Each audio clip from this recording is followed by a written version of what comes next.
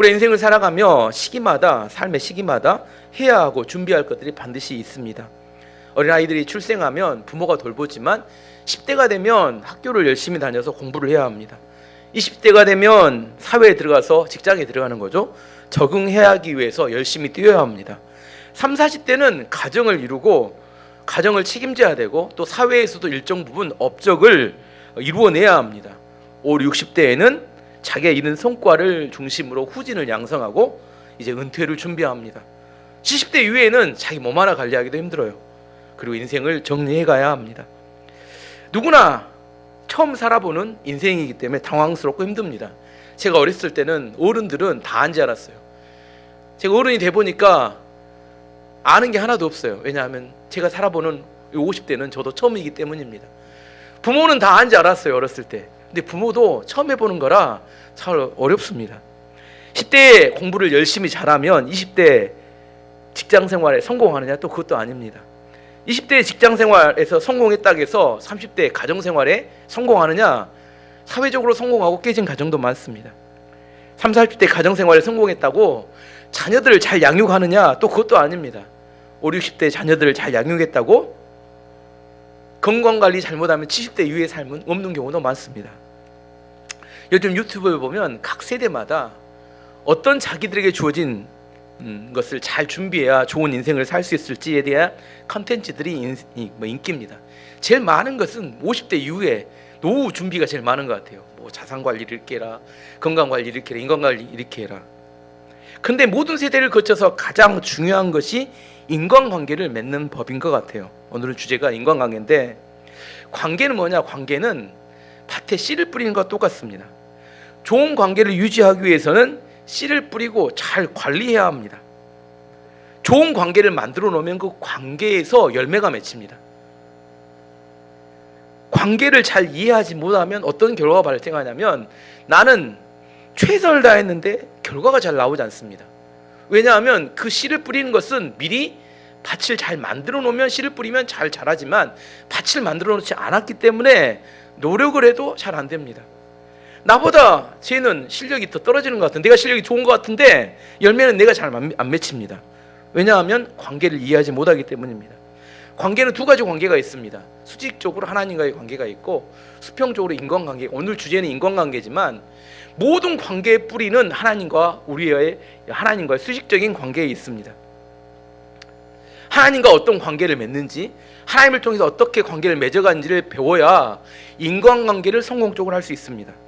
하나님이 우리와 관계하실 때 하나님은 온전한 인격과 정말 많은 사랑과 그 다음에 정확한 공의로 판단하시는 분입니다. 예를 들어보면 이래요. 하나님은 우리를 엄청 사랑하세요. 근데 우리가 죄인인데 우리를 사랑하세요. 이게 이해가 안 되는 겁니다. 죄인은 어떤 사람이에요? 심판의 대상입니다. 죄인은 이름부터가 죄인이잖아요. 심판의 대상입니다.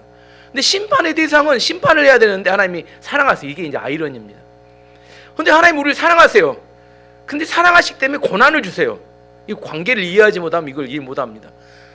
사랑하시는, 이게 죄인인데 사랑을 하고 사랑하는데 고난을 허용하십니다. 뭐 쉽게 이야기 이런 겁니다. 부모가 자녀를 엄청 사랑해요.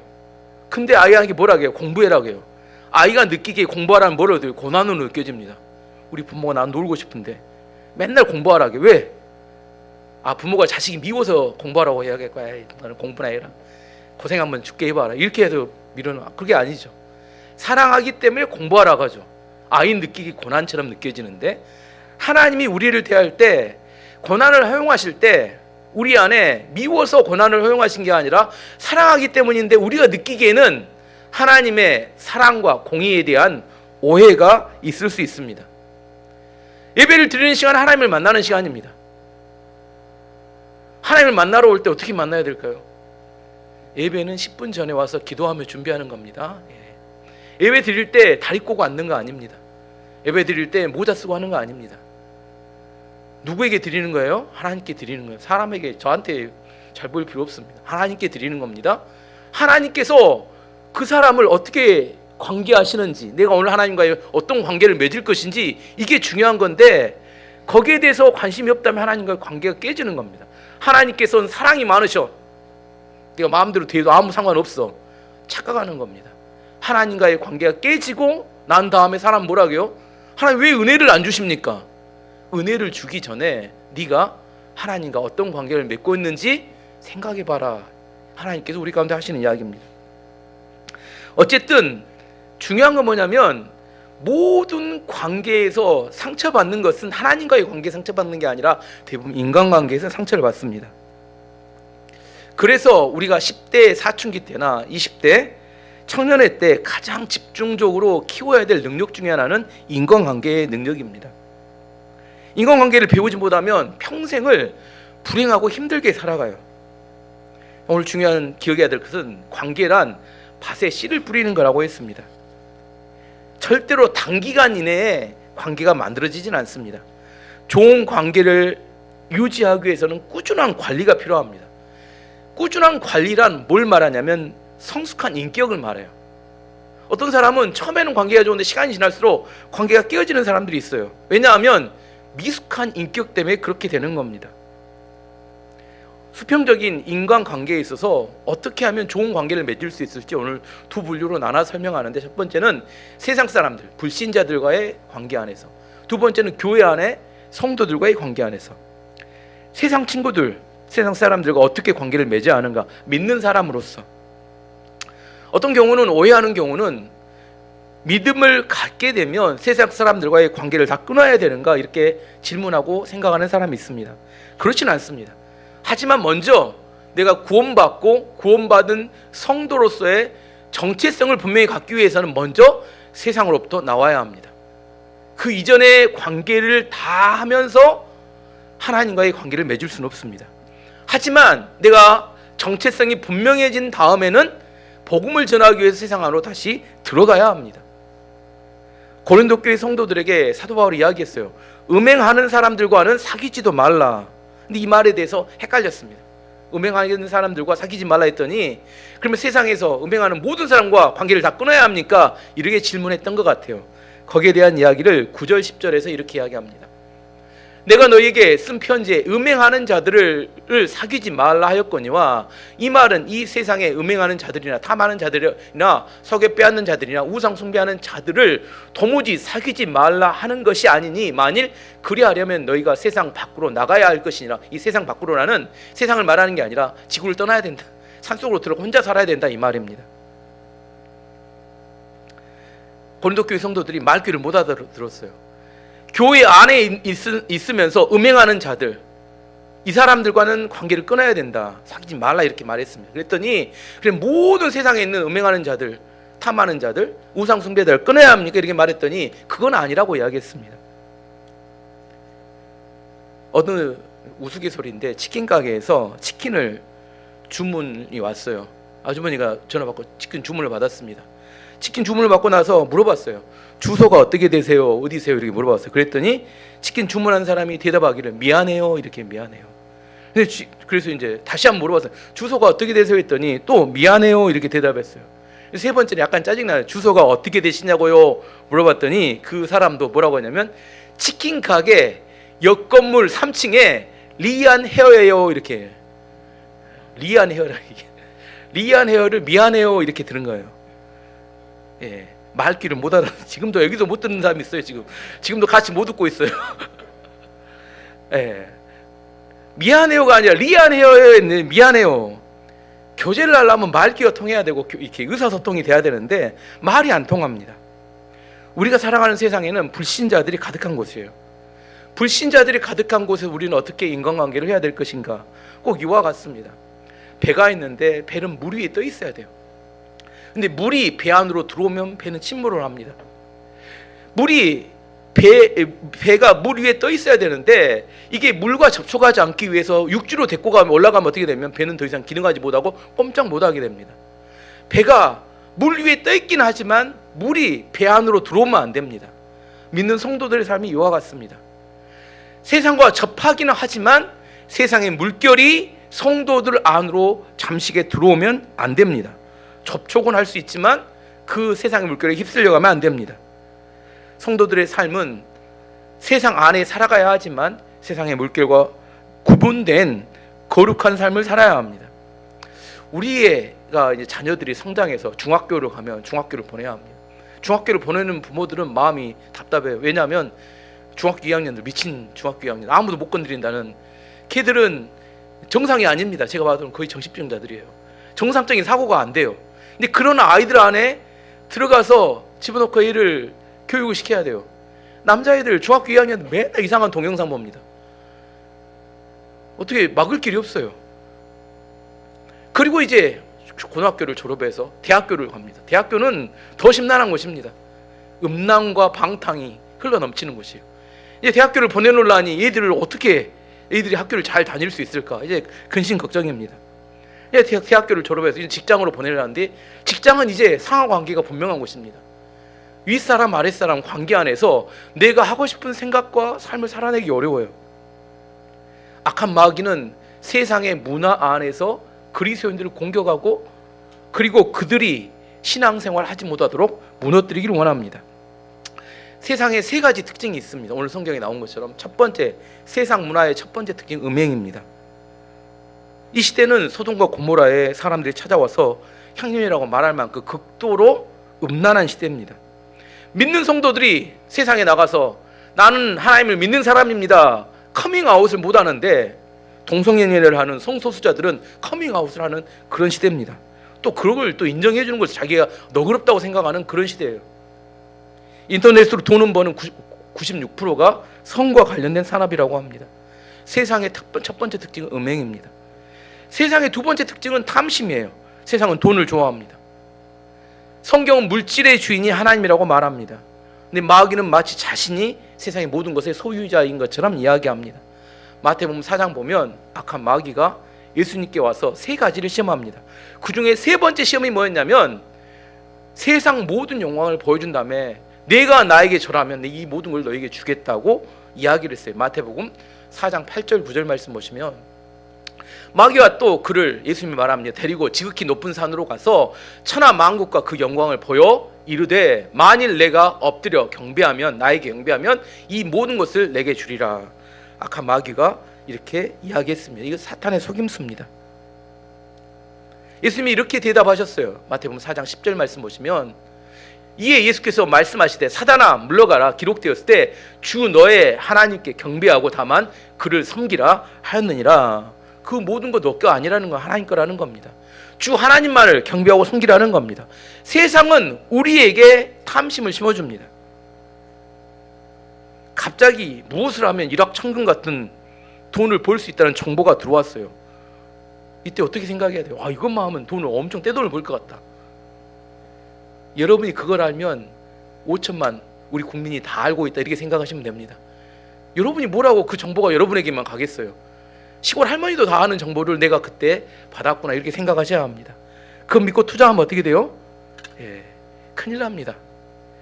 세상 온갖 좋은 것들은 하나님께로부터 주어집니다. 야고보서 1장 17절 말씀 보시면, 온갖 좋은 은사와 온전한 선물이 다 위로부터 빛들의 아버지께로부터 내려오나니 그는 변함도 없으시고 회전하는 그림자도 없으시니라.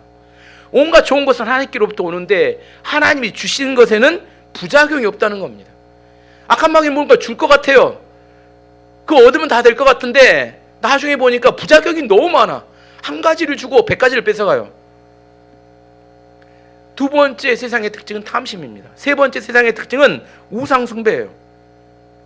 사람들은 어리석게도 왜 우상숭배를 할까, 이런 생각을 합니다. 21세기에 로봇과 인공지능이 시대인데 왜 우상을 섬기고 왜 돈을 들여서 구슬을 할까? 바보 아니냐, 이런 생각을 합니다. 근데 광주의 어떤 병원은 주기적으로 무당을 불러다가 구슬을 합니다. 병원 잘 되게 해달라고. 왜 그럴까요? 우상은 우리들의 간절한 그 소망에 대한 그 투영입니다. 사람들이 너무 절박하니까 우상의 힘을 빌려서라도 내가 원하는 것을 성취하기 원하는 마음 때문입니다. 세상의 특징은 세 가지라고 이야기합니다. 음행과 탐심과 우상숭배. 이런 세상 안에 들어가서 믿는 사람들이 어떻게 살아가야 될 것인가? 중요한 것은 우선순위입니다. 마귀의 소리를 먼저 들으면 내 마음은 탐심으로 가득해집니다. 탐욕이 가득해요. 마음을 빼앗깁니다. 탐욕 가운데 뭘 하게 되면 성공할 것 같은 느낌이 들지만 실제 보면 되는 일은 별로 없어요. 성도들은 먼저 하나님을 만나야 합니다. 하나님과의 탄탄한 관계가 형성되고 하나님을 의지해서 세상에 나가야 합니다. 순서가 중요합니다. 뭐가 중요하다고요? 순서가 중요합니다. 또 우스갯소리인데 어떤 사람이 병원에 왔어요. 의사가 물어봤습니다. 증상이 어떻게 되십니까? 저는 아침 6시만 되면 꼭 소변을 봅니다. 의사가 말하기를 그게 무슨 문제입니까? 그 사람이 이야기합니다. 저는 아침 7시에 깨거든요. 이 소리가 뭔 소리인지 알아야 웃는데, 아침 7시에 깨는데 6시에 오줌을 싸요. 그럼 어디다 오줌을 쌌을까요? 화장실에 쌌을까요? 이불에 쌌을까요? 7시에 깬 사람이 6시에 오줌을 쌌으면 이불에다 오줌을 쌌다는 이야기입니다. 이걸 증상으로 야뇨증이라고 해요. 야뇨증. 주로 어린 아이 때 무서운 꿈을 꾸거나 방광 조절이 아직 성장하지 못했을 때 이불에다 오줌 싸는, 저도 어렸을 때 오줌 싸고 나가서 엄마가 이렇게, 어머니가 소금 받아 오라고 해가지고 간 적이 있는데, 어른들이 이불에다 오줌 싸는 건 뭐예요? 그건 질병입니다. 야뇨증. 이런 질병의 이유는 뭐냐면 순서가 바뀌었기 때문입니다. 일어난 다음에 소변을 보면 정상입니다. 근데 소변 보고 나서 일어나면 뭐예요? 병입니다. 순서가 중요합니다. 우리가 세상으로 들어가기 전에 반드시 하나님을 만나야 합니다. 그렇지 않으면 세상에서 좌충우돌하게 되고 욕망에 끌려서 잘못된 판단을 하게 되고 내가 부르심을 따라 살아가지 못하게 됩니다. 젊은 사람들일수록 새벽 기도를 해야 합니다. 하나님 말씀과 기도로 철저히 자신을 무장하고 난 다음에 세상에 들어가야 합니다. 혼자 그냥 들어가면 반드시 마귀에게 속습니다. 내 눈에는 반드시 이렇게 하면 성공할 것 같은데 나중에 보니까 무너져요. 왜냐하면 마귀는 사기꾼이기 때문에. 마귀는 뭐라고요? 사기꾼입니다. 요한복음 8장 44절 말씀 보시면, 너희는 너희 아비 마귀에게서 났으니 너희 아비의 욕심대로 너희도 행하고자 하느니라. 그는 처음부터 살인자요, 살인한 자요, 진리가 그 속에 없으므로 진리에 서지 못하고 거짓을 말할 때마다 제 것으로 말하나니 이는 그가 거짓말쟁이요 거짓의 아비가 되었음이라. 마귀는 거짓의 아비다. 세상 모든 거짓의 정점에 가보면 누가 있다고요? 마귀가 있다는 거예요. 마귀는 사기꾼이에요. 마귀는 우리를 속입니다. 달콤하게 속여요. 그걸 듣고 있으면 꼭 그렇게 가야 될 것 같아. 근데 그 소리를 듣고 따라가면 나중에 망하게 돼요. 하나님의 음성을 먼저 들어야 되는데. 조이라는 성교회가 있어요. 조이 성교회가 있는데 이름이 영어로 조이는 기쁨이죠. J-O-Y. 그들은 이렇게 소개합니다. J가 Jesus first, O는 others second, Y는 you third. 예수님이 첫 번째, 다른 사람이 두 번째, 네가 세 번째. 이렇게 하면 기쁨이 옵니다. 기쁨이 찾아옵니다. 내 욕망을 찾아서 그걸 이루려고 이렇게 발버둥 치면 기쁨이 찾아오지 않는다는 겁니다. 마태복음 6장 33절 말씀 보시면, 그런즉 너희는 먼저 그의 나라와 그의 의를 구하라. 그리하면 이 모든 것을 너희에게 더하시리라. 순서가 중요하다는 겁니다. 먼저 하나님 나라와 의를 구하고, 그러면 하나님께서 우리의 필요를 채우신다. 순서가 바뀌면 야뇨증 환자가 됩니다. 우리가 세상 사람을 어떻게 대할 것인가? 하나님을 먼저 만난 다음에, 그리고 나서 세상 사람을 만나야 합니다. 두 번째로 이제 교회 친구들과는 어떻게 사귈 것인가? 세상 사람과 교회 사람들은 좀 다르게 대해야 합니다. 11절 12절 말씀 보시면, 이제 내가 너에게 쓰는 것은 만일 어떤 형제라 일컫는 자, 교회 성도를 말합니다. 음행하거나 탐욕을 부리거나 우상 숭배를 하거나 모욕하거나 술 취하거나 속여 빼앗거든 사귀지도 말고 그런 자와는 함께 먹지도 말라 함이라. 밖에 있는 사람들을 판단하는 것이야 내게 무슨 상관이 있으리요마는 교회 안에 있는 사람들이야 너희가 판단하지 아니하랴. 믿는 자인데 음행하는 자, 탐욕을 부린 자, 우상 숭배자, 모욕하는 자, 술 취한 자, 속여 빼앗는 자는 사귀지도 말고 먹지도 말라. 세상 사람들이 그렇게 살아가는 하나님이 심판하시겠지만 교회에 있는 사람들에 대해서는 너희가 반드시 판단해야 된다, 이렇게 이야기합니다. 교회 친구란 전도 대상자를 말하지 않습니다. 교회에 마돈 새신자를 말하지 않아요. 동역자이자 하나님 나라를 위해서 함께 사명을 이루고 갈 사람을 말합니다. 왜 그 사람들에 대해서 엄격하게 해야 된다고 이야기하냐면, 그 사람들에게 죄가 오염되면 그 사람들의 오염된 죄는 교회 내에 퍼지기 때문입니다. 허용해서 안 된다고 말하는 겁니다. 아까 제가 이야기했죠. 수직적, 수평적 관계 중에 대부분의 사람들은 수평적 인간관계에 상처를 받습니다. 근데 수평적 인간관계 중에 교회 밖의 사람과 교회 안의 사람 중에 대부분의 상처는 또 교회 안에 있는 사람들에게 상처를 받습니다. 왜 교회 안에 있는 사람들, 가까운 사람들에게 상처를 받을까요? 그 이유는 교회 밖에 있는 사람들은 원래 그런 사람하고 기대를 안 하는데 교회 안에 있는 사람들에 대해서는 큰 기대를 갖고 있기 때문에 실망하게 됩니다. 교회 안에 있는 사람들도 다 동일한 친구들은 아닙니다. 좀 다 동일한 사람들은 아닙니다. 세 가지로 오늘 분류해서 이야기를 해보면 교회 안에 있는 사람들은 첫 번째는 아주 가까운 핵심 친구들이 있습니다. 신앙의 결이 비슷해서 함께 있으면 마음 편한 사람들입니다. 사람들마다 은혜 받는 포인트가 달라요. 어떤 사람은 찬양에 은혜 받고, 어떤 사람은 말씀에 은혜 받고, 어떤 사람은 기도할 때 은혜 받고, 어떤 사람은 전도나 선교, 봉사, 은혜 받는 포인트가 다 달라요. 근데 신앙의 결이 같은 사람은 함께 있으면 너무 좋습니다. 너무 행복해요.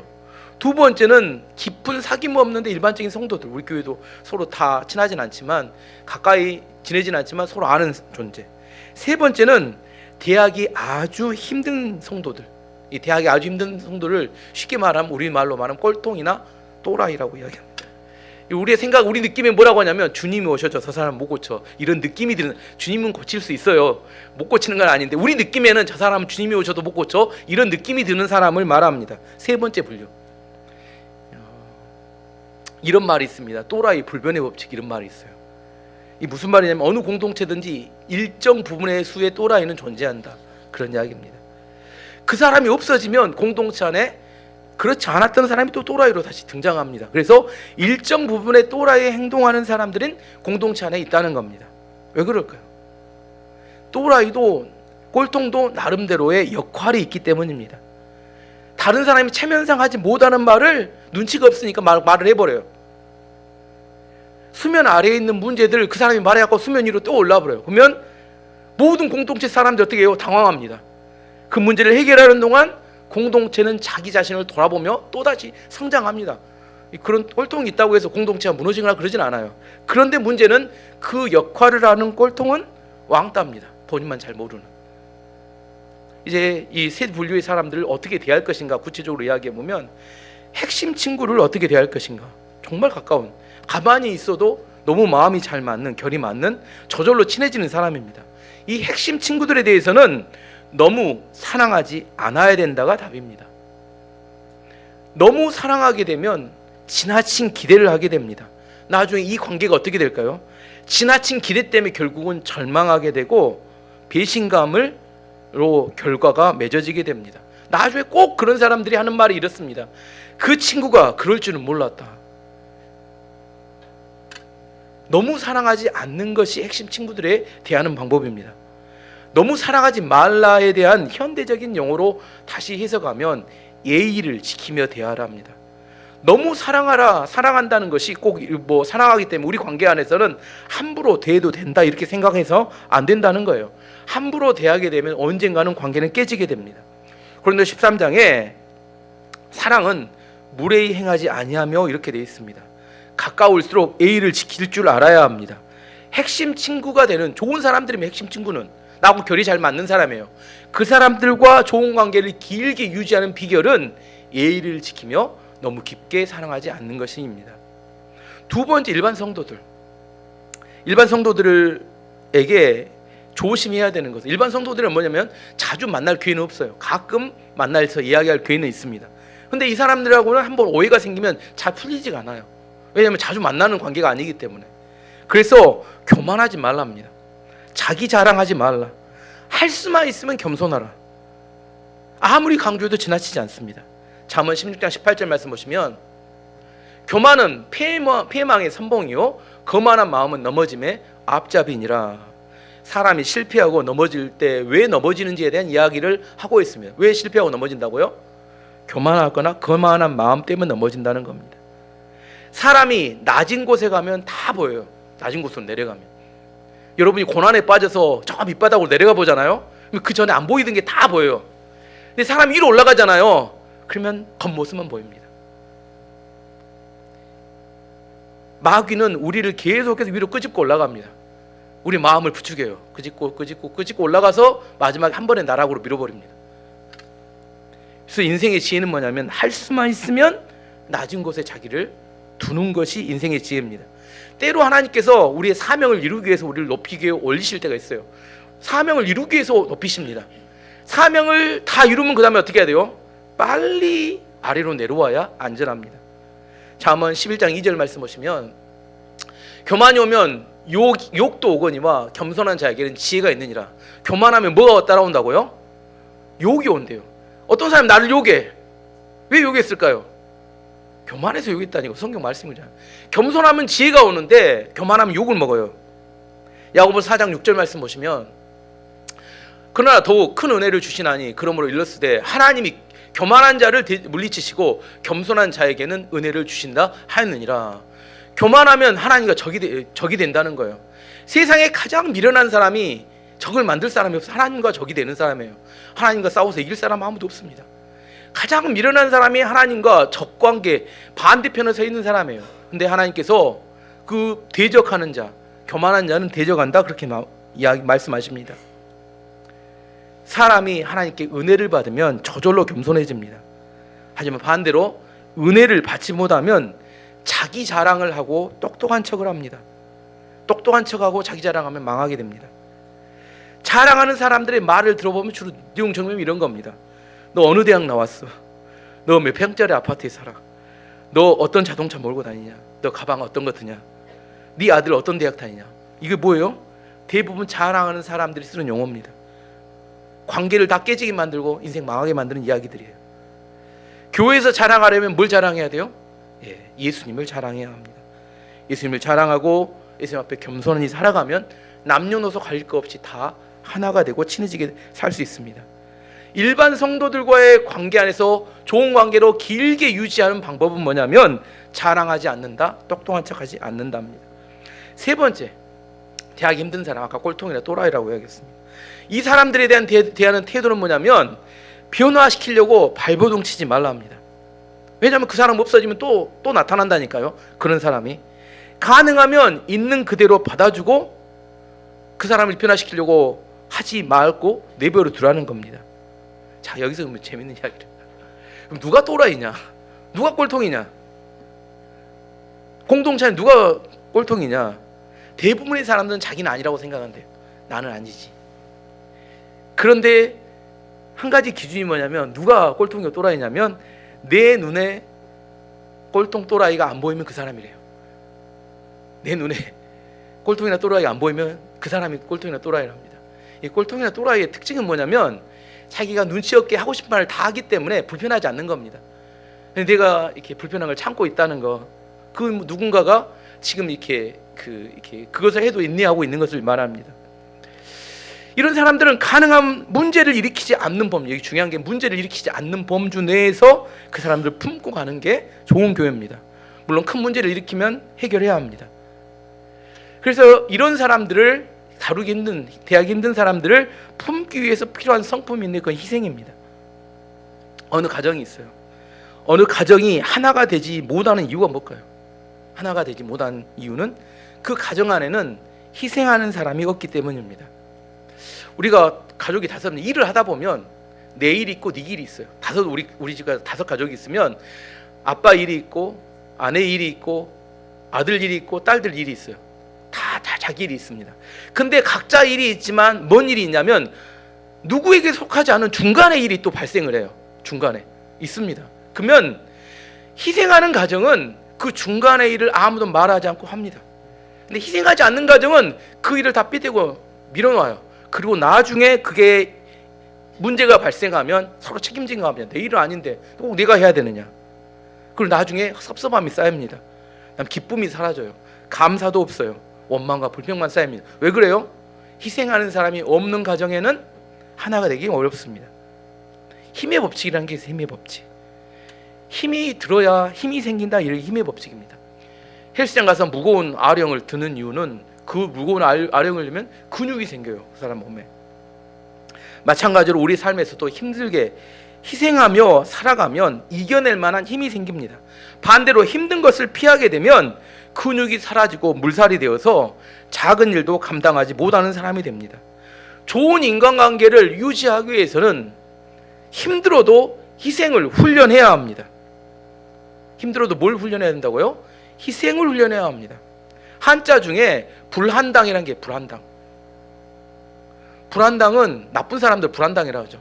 한자를 풀어보면 이렇습니다. 아니 불, 땀한, 무리당. 뭘 흘리지 않는 사람이 불한당이에요? 땀을 흘리지 않는 사람. 나는 땀을 흘리지 않고 남이 땀 흘려놓은 걸 빼앗은 사람, 이걸 불한당이라고 합니다.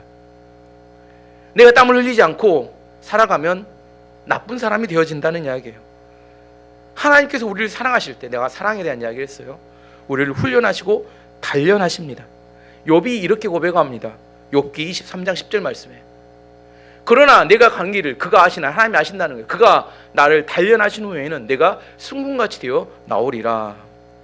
하나님은 우리를 단련하셔서 희생을 배우게 하십니다.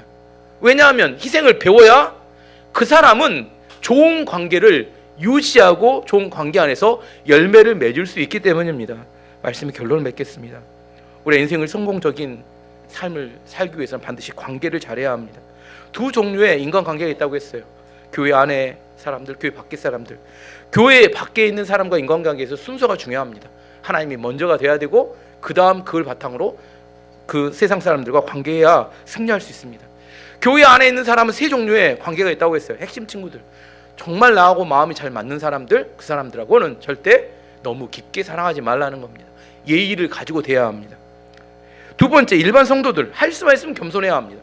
자기 자랑하는 거 피하고 똑똑한 체 하는 거 하지 말아야 합니다. 세 번째, 상대하고 싶지 않은 사람들, 또 우리 마음은 뭐예요? 특히 어머니들, 그렇죠. 이것만 고치면 좋을 것 같은데, 딱 때도 고치고 싶은데 변화시키려고 하지 말고 그대로 그냥 지켜보라는 겁니다. 문제를 일으키지 않는 범주 내에서 희생하며 함께 데리고 가는 것이, 그것이 좋은 인간관계를 만드는 겁니다.